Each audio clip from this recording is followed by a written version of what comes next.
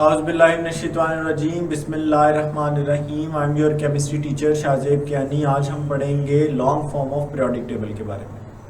Long form of periodic टेबल की अगर हम बात करें तो the significance of long form of periodic table lies in atomic number. अगर हम एटॉमिक नंबर की बात करें तो atomic number modern periodic table में इलेक्ट्रॉनिक कॉन्फ़िगरेशन की बुनियाद है। आज हम देखेंगे कि इस मॉडर्न पीरियोडिक टेबल, जिसको हम long form of periodic table कहते हैं, long form of periodic table में हमें कैसे इलेक्ट्रॉनिक कॉन्फ़िगरेशन के बारे में पता चलता है। The arrangement of element according to increasing atomic number shows that the periodicity यानी repetition of properties after regular intervals के बारे में हमें पता चलता है। इन द इलेक्ट्रॉनिक कॉन्फ़िगरेशन, अगर हम इलेक्ट्रॉनिक कॉन्फ़िगरेशन की बात करें तो it leads to periodicity. What is electronic configuration? Electronic configuration कहते हैं it is the arrangement of all the available electrons in shells and subshells। ठीक है, shells और subshells में on the basis of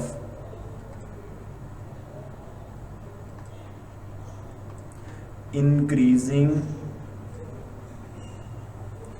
atomic number.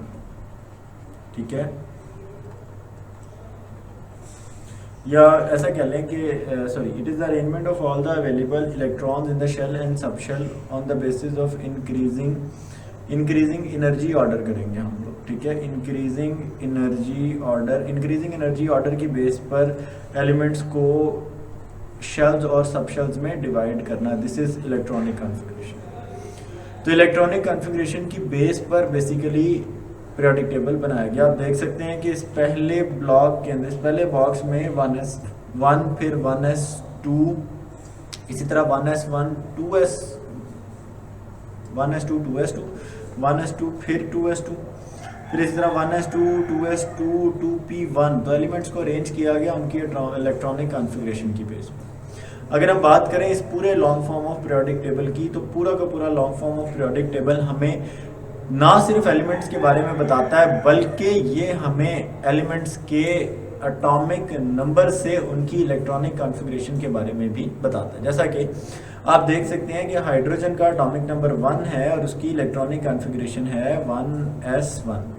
या for example carbon का अगर atomic number 6 है तो इसकी इलेक्ट्रॉनिक कॉन्फ़िगरेशन बनती है 1s2 2s2 2p2।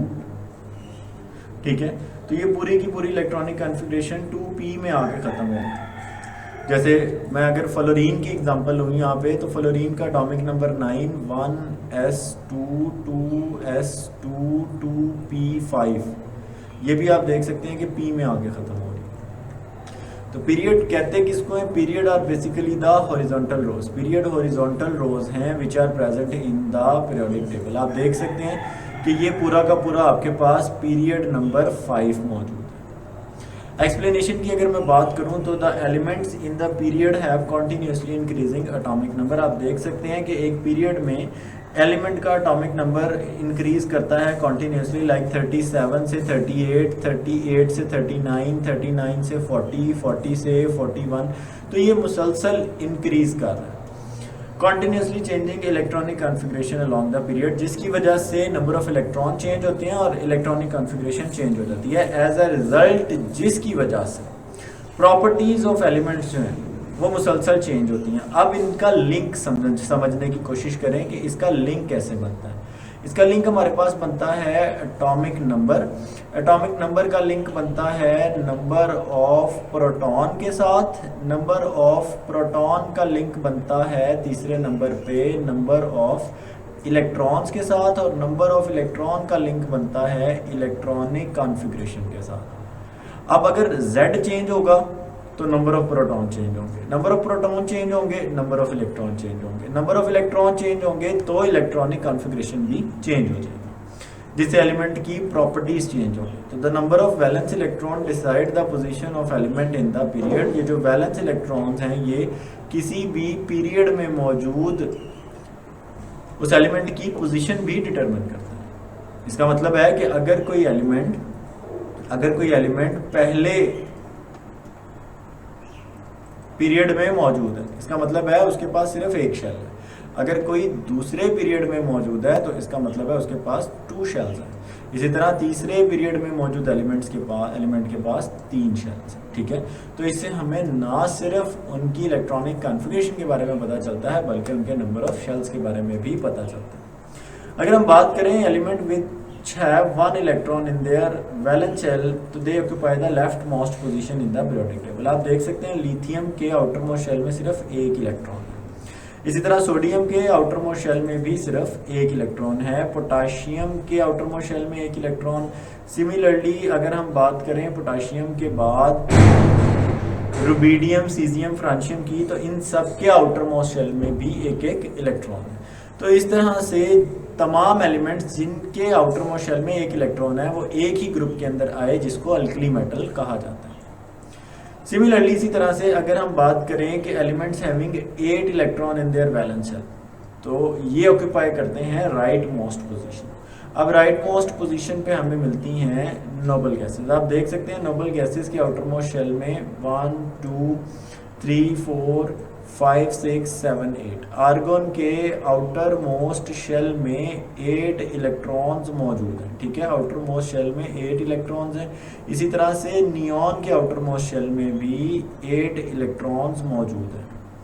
सिमिलरली अगर हम बात करें क्रिप्टॉन की, तो आप काउंट कर सकते हैं क्रिप्टॉन के आउटर मोस्ट शेल में भी 8 इलेक्ट्रॉन मौजूद है। तो ऐसे एलिमेंट्स जिनके आउटर मोस्ट शेल में इलेक्ट्रॉन्स की तादाद सेम है वो सेम ग्रुप्स में आ जाते हैं।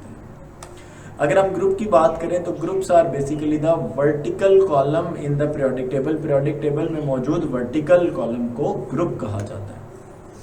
अगर हम ग्रुप्स की बात करें तो आप देख सकते हैं कि ग्रुप्स को हम लिखते हैं from left to right vertical columns में, और पीरियोडिक टेबल में टोटल जो हमें हेनरी मूजले ने पीरियोडिक टेबल दिया था उसमें टोटल ग्रुप्स की तादाद है 18। आप देख सकते हैं लेफ्ट टू राइट हमारे पास 18 वर्टिकल कॉलम्स हैं 1 to 18। तो अगर हम इनको काउंट करें there are 18 vertical columns in the modern periodic table. तो इसको आपने एज अ शॉर्ट क्वेश्चन याद रखना है। अब पीरियड में तो कंटिन्यूसली इंक्रीजिंग एटॉमिक नंबर नहीं होते, इनके एटॉमिक नंबर में इरेगुलर गैप्स होते हैं। ठीक है, याद रखिएगा।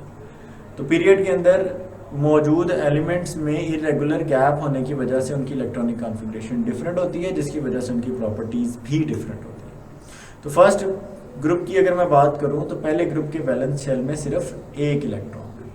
इसी तरह से दूसरे ग्रुप की बात करें तो उनके वैलेंस शेल में 2 इलेक्ट्रॉन हैं। इसी तरह से इन तमाम ग्रुप मेंबर की प्रॉपर्टीज सेम होती हैं। जैसा कि आप देख सकते हैं कि हाइड्रोजन के आउटर मोस्ट शेल में 1 इलेक्ट्रॉन है, सोडियम के आउटर मोस्ट शेल में भी, पोटाशियम के आउटर मोस्ट शेल में भी, लिथियम, और इन तमाम पहले ग्रुप में मौजूद एलिमेंट के आउटर मोस्ट शेल में 1 इलेक्ट्रॉन मौजूद है। इसी तरह से ग्रुप 2 के एलिमेंट्स के आउटर मोस्ट शेल में 2 इलेक्ट्रॉन मौजूद है। याद रखें मैं सिर्फ आउटर मोस्ट शेल की बात कर रहा हूं, जिसकी वजह से एक ग्रुप के अंदर मैं यहाँ इसका कंक्लूजन ड्रॉ करता हूँ कि एक ग्रुप के अंदर एलिमेंट्स की इलेक्ट्रॉनिक कॉन्फ़िगरेशन सेम होने की वजह से ग्रुप में एलिमेंट्स की जो प्रॉपर्टीज हैं they are similar properties. Elements की प्रॉपर्टीज सिमिलर होती हैं और पीरियड में उनकी इलेक्ट्रॉनिक कॉन्फ़िगरेशन डिफरेंट होने की वजह से पीरियड में उनकी प्रॉपर्टीज डिफरेंट होती हैं।